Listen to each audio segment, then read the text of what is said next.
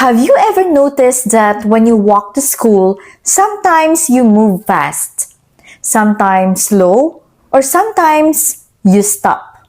But how can we show that movement in a simple and clear way?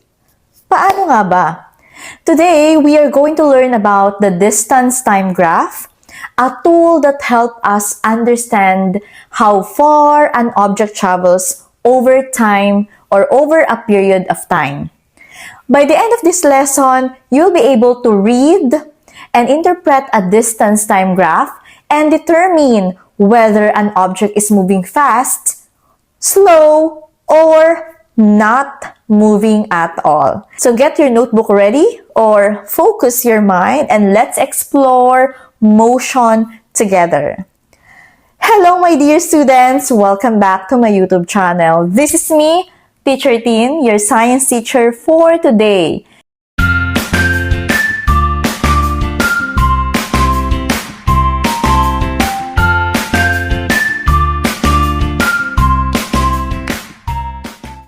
Today, we will be discussing about the motion graphs, and we have two types of graphs. The first one is the distance time graphs, and the second one is the velocity time graph. For the learning objectives, we have 6 here. First is to construct distance time graphs using given data of motion with uniform and non-uniform acceleration. Second is to label axes with appropriate units, example, time in seconds, distance in meters, and add titles of distance time graphs. Third is to describe the distance time graphs of motion with uniform and non-uniform acceleration. Fourth is to construct velocity time graphs using given data of motion with uniform and non-uniform acceleration. And number 5, label axes with appropriate units and add titles of velocity time graphs. And number 6, to describe the velocity time graphs of motion with uniform and non-uniform acceleration. Alright, so next, let us review the distance time graph. So in this activity, you're just going to tell whether it's deal or no deal. Deal means you agree or it's correct, and no deal if it is wrong. Number 1. Alright, so for items number 1 to 3, so please refer to the distance time graphs or the position time graphs above. So we have here the A, the B, and the C. So for the instructions, let's play a game called Deal or No Deal to review some concepts that we learned in grade 7. It is a deal if the statement is correct and otherwise it's a no deal. Number 1. Graph A means the object is not moving. What's your answer? Okay, very good. That's deal. As 2, letter B. Graph B means that the object's motion is accelerating. Okay, that is no deal. Okay, bakit kaya siya no deal? It's not accelerating. Kung papansinin naman natin yung graph, so yung time nagbabago kasi nag-increase. Position, nag-increase din. But why is it not accelerating? Oh yeah, okay. Mamaya pag-aaralan natin yan. But for this, it's because, yan, constant kasi ang kanyang motion. Constant ang speed. Kaya, hindi siya nag-accelerate. Number 3, an object moving with constant speed and direction is not accelerating. The answer? Alright, that's deal. Okay, number 4. The acceleration of an object that is speeding up is positive. Okay, the correct answer? Alright, that's deal. And number 5, uniform acceleration means velocity is constant. Alright, the correct answer is no deal. Okay, uniform acceleration means velocity is constant. That is wrong. Yan! Naku, very good naman sa ating review lesson. So, let's define first motion. Ano nga ba pag sinabi nating motion? So, motion can be described using the concepts of 4. What are those? Can be distance, displacement, speed, and velocity. Siguro naman familiar na kayo dito kasi napag-aralan nyo na to nung kayo ay grade 7. Now, let's discuss first acceleration. Ano nga ba pag sinabi nating acceleration? So yung acceleration, di ba ang symbol natin dyan is small letter A. And the unit for acceleration is meter per second squared. When we say acceleration, previously discussed as the change in velocity over time, uses a mathematical formula to describe how fast an object speeds up or slows down. Yan. Pag sinabi nating acceleration, ito yung pagbilis o pagbagal ng isang object. Okay? So, it's the change of velocity over time. Kaya nga pag ginamitan natin siya ng equation, that's acceleration is equal to final velocity minus initial velocity divided by time. Because acceleration is the change of velocity over time. Pag nagbago ang bilis, bumagal, bumilis, nag-iba ng direksyon, may acceleration. Physicists describe motion not only through equations but also through graphs. Basta mai-drawing, basta maipakita, but they are using different graphs. So, graphs give us visual representation of how the object moves. And they also help us to analyze and interpret motion clearly. Mas maliwanag na naunawaan natin kung nakagraph yun. And of course, this motion graph, so these are the tools that used to describe and analyze an object's motion. At mas napapadali nito para makita yung mga pattern kung paano ba gumagalaw ang mga object. Alright, so this time, let's unlock the vocabulary. So ito yung mga terms na gagamitin natin at we will encounter in this lesson. Okay, the first one is a curved shape like a parabola. What is this? Okay, very good. That is parabolic. Okay, next word. This is the horizontal axis. Okay, very good. That's x-axis. How about this one? A vertical axis. Okay, correct. That is y-axis. How about this one? The steepness of a line. That is? Alright, slope. Okay, very good. Alright, so let's now have a graphical analysis, the x and y axis. So, right, so distance time graph. So when we say distance time graph, so a distance time graph shows the distance traveled by a moving object over time. And it is also known as the position time graph. So kung makikita nyo dito, yan yung may position time graph tayo kasi may position dito sa left side. Kung mapapansin nyo, na andito yung ating distance. So we have the distance here which shows the position. And dito tayo sa, okay, that is the y-axis. We have the distance. Okay, position. And dito naman sa x-axis, we have the time, which is the x-axis. Okay, so we have the position time graph or the distance time graph. Di ba sa math, pinag-aaralan niyo yung x and y-axis? So, kagaya nung pinakita natin kaninang graph. So, yung x-axis, nandyan yung horizontal line. Okay? Horizontal, nagre-represent ng time. At ano ba yung unit na nagre-represent ng time? It can be seconds, pwede ring hour, pwedeng minutes. Yung patayo naman, that's the vertical column or the vertical line which represents the y-axis. Yan ang nagre-represent ng position or distance. At ano ba yung mga unit para sa distance? It can be kilometer, miles, or meter. Yan. The slope of the line represents the speed of the object. A steeper slope indicates a higher speed. Ayan. So, as you can see, okay, meron tayo ditong A, B, and C. So, how are we going to describe each graph? So, sa A, okay, we can see that it is not increasing or decreasing from left to right or zero. Meaning to say, pag nakita kasi natin to, di ba yung ang zero niyan lagi nandito sa unahan. So, tingnan nyo yung time. So, yung time, okay, yung time, sige, nadadagdagan, kaya lang, ano nangyayari? Wala namang nababago dun sa position niya. It's just the same. So, it's not increasing or decreasing. Wala, hindi bumaba, hindi tumaas. So, same lang siya. So, kumbaga, walang nangyaring movement. Sa letter B naman, increasing from left to right, it's positive. So, kapag ang graph ay paganyan, so it's always positive kasi from 0, habang tumataas yan, di ba yung time niyan, nadadagdagan.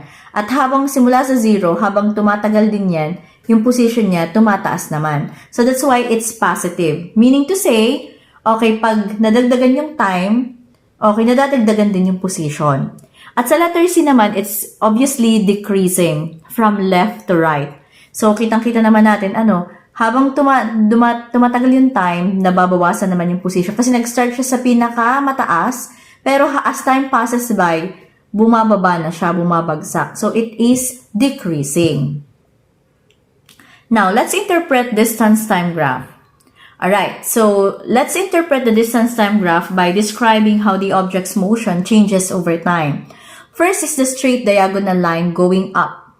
So, kapag pataas, straight diagonal line going up. So, we can interpret it as uniform motion. Ibig sabihin, naka-forward ang direction. Example niyan, an object travels 10 meters every second forward, indicating a constant speed of 10 meter per second. So, paano natin siya i-drawing? So, this will be the sample graph for this. Okay, so, ayan. So, ibig sabihin, every 10 meters daw, or every second, nadadagdagan 10 meters yung kanyang position. Kaya naman, kung may 10 meters at for every second, so the constant speed is 10 meter per second. So, ang speed niyan ay constant. Kaya di ba kanina nung tinanong kayo, is the graph accelerating? No, because of the word constant speed. So, there is no acceleration if the speed is constant. Okay, ulitin natin. Pag tinanong kayo, meron bang acceleration kapag constant ang speed? Halimbawa, naglalakad ka ng mabilis. Yung bilis mo hindi nagbabago. O kaya naglalakad ka, sobrang bagal naman.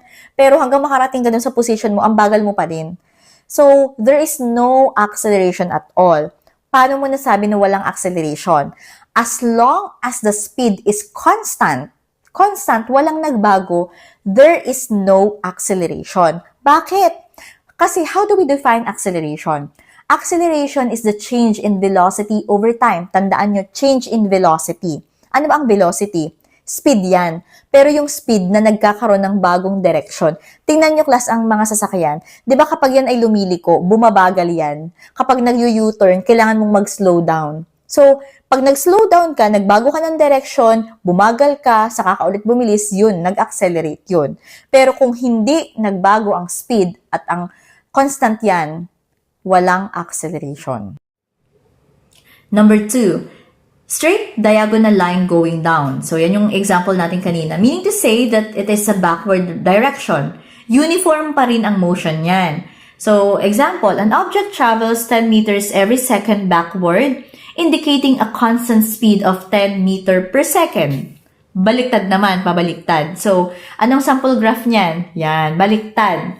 So, pag ganito ba, merong acceleration? Yan, very good. Wala pa din kasi constant ang kanyang speed. Although yan ay nagbago yung position niyan, humina o lumiit yung position niya from mataas, bumaba. But still, constant ang speed. Pabackward lang yung motion niyan. So, there is no acceleration at all. Next, how about if it is horizontal line? Horizontal line meaning to say yung straight lang siya. Hindi pa taas, hindi pa baba, straight. Interpretation, there is no motion because the distance remains constant over time. So, example, an object is stationary. Nakatigil lang yung bagay, nakatilig lang yung object. So, walang nangyayari. Meaning to say, there is no distance, there is no motion. Kahit tumatagal yung oras, nadadagdagan yung oras, pero nananatili siya dun sa pwesto niya, sa reference point, it's stationary, it's no motion. How about if it is curved or parabolic? How do we interpret that? So, it is uniform acceleration, meaning to say that the object's speed is changing at a constant rate over time. An example niyan. An object moves at a constant acceleration of 1 meter per second squared. Paano example ng graph niyan? Yan, medyo parabolic na yan. Ano po? Uniform acceleration. Ibig sabihin, yung speed nung isang bagay, nagbabago siya, pero nagbabago siya at constant rate sa paglipas ng panahon. Okay. So now, let's have the distance time graph, uniform versus non-uniform acceleration. Okay, so ano ba yung pagkakaiba ng uniform acceleration sa non-uniform acceleration? So this is the difference between the two. So as you can see from this graph, there's a huge difference between the two. When it comes to their appearance, the graph is a curved line if it is uniform acceleration. But if it is non-uniform acceleration, you can see that the graph is non-linear. It's a regular curve, although it's still curved, but it's irregular, unlike the uniform acceleration that it's a perfect curved line. Dito sa non-uniform, you can see that it's a non-linear, irregular curve that may change direction or curvature. So, what else? Ayan. So, the curve is a parabola opening upwards if acceleration is positive, indicating that the object is speeding up. Bumibilis ang takbo. Okay? If the acceleration is negative, the curve would be open downwards, indicating the object is slowing down. So, baliktad lang naman yan. Kung pa-slow down daw, edi ang mangyayari niyan is paano? Yan, baliktad naman. So, pag ano naman ang itsura niyan? Ano po?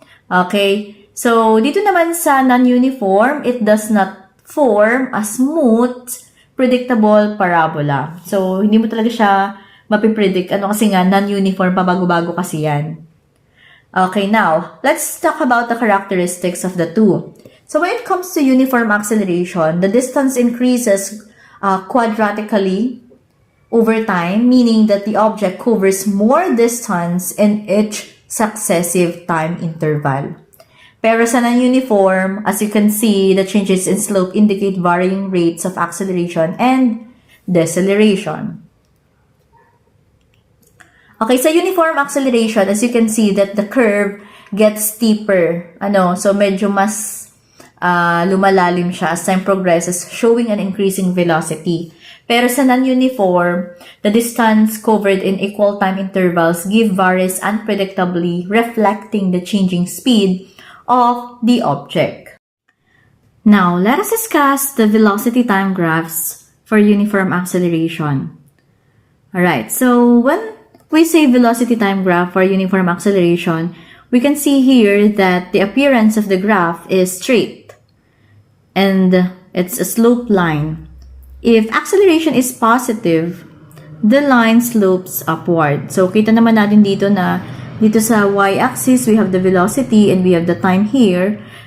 And since there is a positive acceleration, so it's accelerating, so the line slopes upward. If acceleration is negative, then, okay, it will be, the slope will go downward. So, pag ganito naman, kung deceleration. And how do we describe the characteristics of a velocity time graph? As you can see, the slope of the line represents the constant rate of acceleration. And the velocity increases or decreases linearly over time, slowing a steady change in speed. For uniform acceleration or for non-uniform acceleration, the graph is a curved line or series of connected lines with different slopes. And the curvature or irregularity indicates changes in the rate of acceleration. Okay, so sa velocity time graph, para lang din yan dun sa distance time graph. Meron tayong tinatawag na uniform acceleration and non-uniform acceleration. So when it comes to velocity time graph, sabi nga natin, kapag uniform acceleration, yung appearance ng velocity time graph sa uniform, straight slope line. Pero pagdating sa velocity time graph na non-uniform, ito po ay curved line. Okay? Curved line or series of connected lines with different slopes. So, when it comes to appearance din, sa uniform, yung acceleration is positive and the line slopes upward. Okay, pero sa non-uniform, there is irregularity or of the curvature. Irregularity indicates changes of the rate of acceleration or there is a curvature.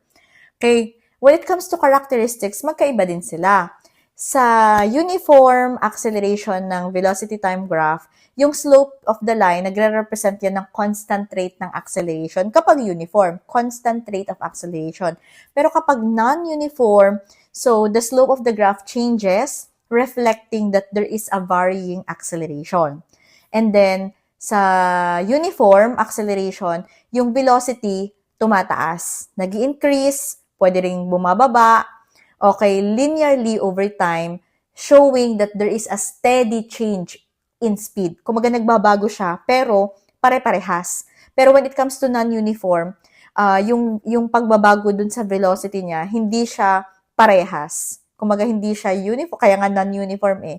It's non-linearly over time with the object speeding up or slowing down at varying rates. Lagi may pagbabago. Hindi siya constant. Yun lang naman yung pagkakaiba ng uniform at saka non-uniform acceleration. Uniform, laging constant. Non-uniform, hindi siya constant. This is the end of our lesson about the distance time graph. So, kung gusto nyo pa ng ibang discussion tungkol sa motion graph, so meron akong ilalagay na link dito. Pwede nyo siyang panoorin kasi ito yung grade 7 din naman na pwede nyo mabalikan para sa mga susunod yung lesson. Shout out nga pala sa mga grade 8 teachers ng Quezon National High School, Ma'am Jeanette, Ma'am Diana, Ma'am Jen, Ma'am Maris, Ma'am Jill, Ma'am Marjorie, Sir Dondon, Sir Ito, Sir Agi, yan. Kumusta sa inyo? Shout out kung nabanggit ko ang pangalan ng mga teachers ninyo. At nako, wag lang puro panood. Subscribe din. At sa mga estudyante naman, ng mga nabanggit kong guro, i-message nyo sila para madagdagan kayo ng puntos. Hoy! Ayun lang at maraming salamat. Sa ating susunod na vlog, pag-uusapan naman natin ang uniform circular motion. So maraming salamat sa pakikinig at sa panonood ng ating vlog na ito. Sana ay may natutunan kayo. So kung bago ka pa lang sa channel na ito, huwag kalimutan mag-subscribe, like, and hit the notification bell for more updates in Science 8. This is me once again, Teacher Tin, your science teacher for today. Bye and see you again.